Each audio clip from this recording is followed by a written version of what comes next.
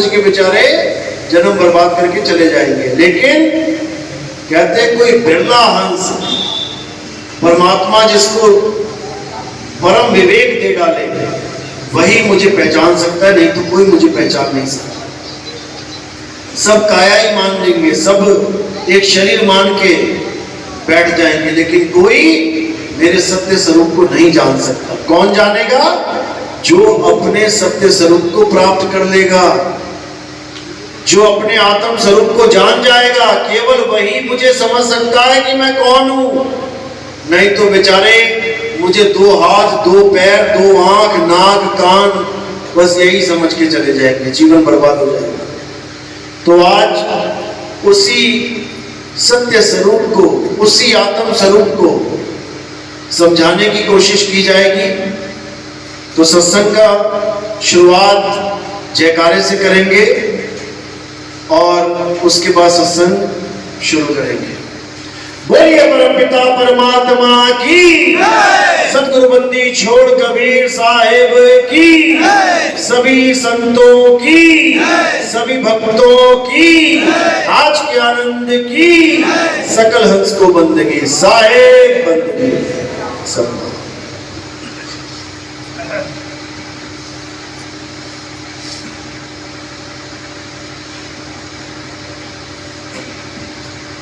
तो कबीर साहब कहते हैं कि जब तक तुम अपने आप को ये शरीर मान के बैठे हो, जब तक तुम अपने गुरुओं को शरीर मान के बैठे हो, तब तक भूल जाना कि किसी की भी जन्म मरण से मुक्ति होगी।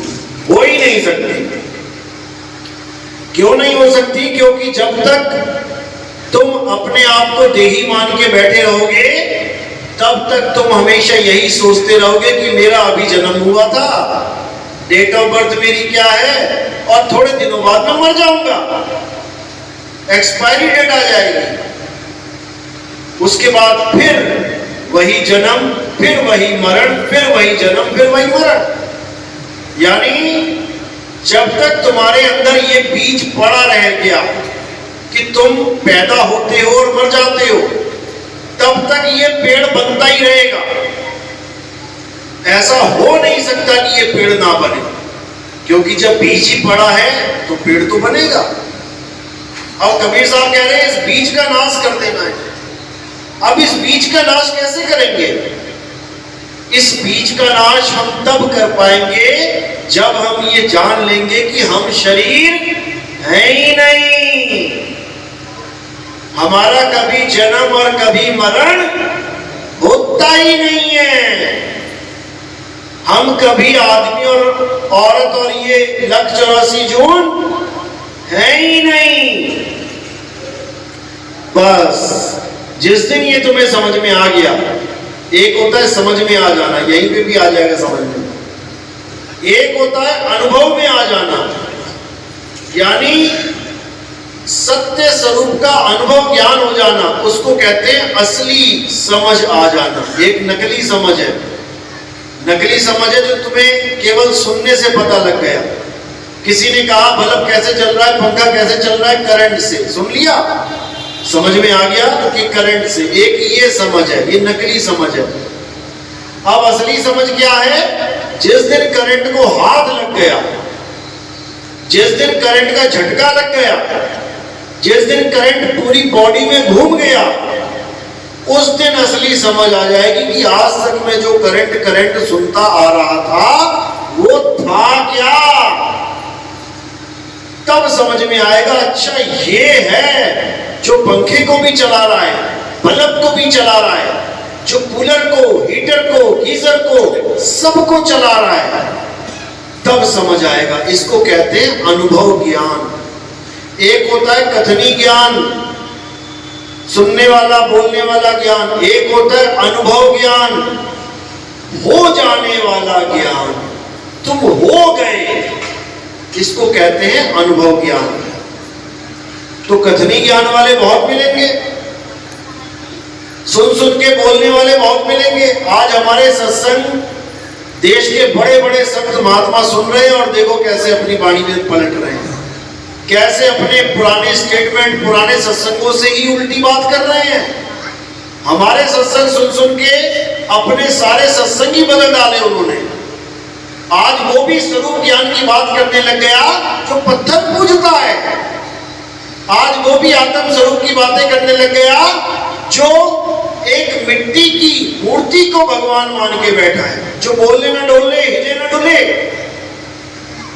ये सब कथनी ज्ञान है। समझ में आ गई बात कि आत्मा ही सत्य है। अब लग गए आत्मा आत्मा आत्मा करने, उससे क्या हो जाएगा? समझ में आ गया कि मिर्ची लगे तो गुड़ खाना है, समझ में आ गया, उससे क्या हो जाएगा? केवल समझ में आने से मुंह में गुड़ की डली आ जाएगी क्या कि मिर्ची खत्म न हो जाएगी? वो तो वैसे ही चलेगी। खत्म कब होगी? जब तुम जो बोल रहे हो वही हो जाओ, तब ये खेल खत्म होगा, नहीं तो नहीं होगा। कितना ही मर्जी जोर लगा ले कोई, ये खेल खत्म होने वाला नहीं। अरे बड़े बड़े ऋषि मुनियों का नहीं हुआ, बड़े बड़े पीर पैगंबर का, औलियों का नहीं हुआ, त्रिदेवों का नहीं हुआ, तुम्हारा हमारा कैसे खत्म होगा? कभी नहीं हो सकता बिना अनुभव ज्ञान के। और जिस दिन अनुभव हो गया उस दिन समझ लो काल का जाल टूट गया। जिस दिन गडरिये के पंजे से शेर का बच्चा आजाद हो गया, जान गया वो अपने स्वरूप को, उसका जाल टूट गया।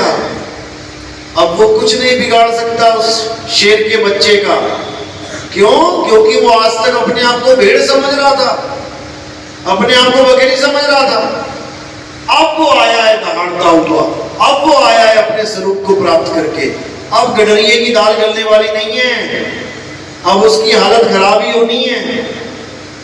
तो यही कबीर साहब समझा रहे हैं कि जब तक तुम अपने आप को आत्म स्वरूप करके नहीं जानोगे, तब तक तुम अपने आप को काया ही मानते रहोगे, और तब तक तुम अपने गुरु को भी काया मानते रहोगे। तुम शक्लों में उलझे रहोगे, ये मेरा गुरु है, ये तेरा गुरु है, ये उसका गुरु है। शक्लों में उलझे रहोगे, तुम कभी आत्म तत्व को जान ही नहीं पाओगे, जो सबका गुरु है, जो आत्म देव, देवों के देव, महादेव, सबके गुरु हैं वो। लेकिन उसको कोई समझ ही नहीं सकता। जब तक हमारे जीवन में कोई आत्म ज्ञानी भेदी गुरु ना आ जाए, तब तक हम आत्मा के ज्ञान को समझ ही नहीं सकते। ये अटल सत्य है। भले सारी उम्र हम ये बोलते रहे मैं आत्मा हूं, मैं आत्मा हूं, मैं आत्मा हूं, तब भी तुम्हें आत्मा का ज्ञान नहीं होगा, तब भी नहीं होगा। तो कैसे होगा? जब भेदी सतगुरु तुम्हें भेद बताएगा, तुम्हें तुम्हारी ही वस्तु का ज्ञान करवाएगा।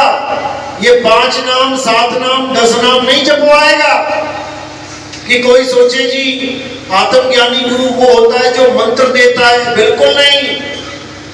आत्मज्ञानी गुरु वो होता है जो आत्मा का ज्ञान देता है, मंत्रों का ज्ञान नहीं। मंत्रों का ज्ञान कौन देता है? जब भी अगर किसी को किसी के गुरु ने नाम जपने के लिए दे दिया और कह दिया बेटा सारी उम्र यही जपते रहो मरते दम तक, तो समझ जाना कि तुम्हें आत्मज्ञानी गुरु मिला ही नहीं। कौन मिल गया? तुम्हें जपी मिल गया।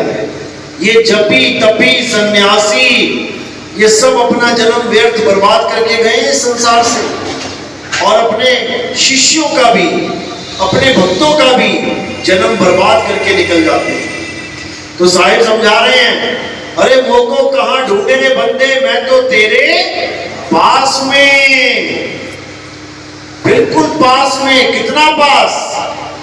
कहते हैं अंग के संग।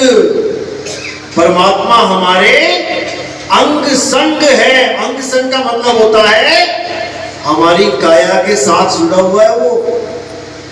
ये अंग है, उंगली, अंग के संग बिल्कुल यहां पे है। लेकिन कौन से अंग के संग? अंग तो मेरी उंगली भी है, अंग मेरा पैर भी है, घुटने भी है, गला भी है, छाती भी है, पेट भी है। कौन से अंग के संग है वो?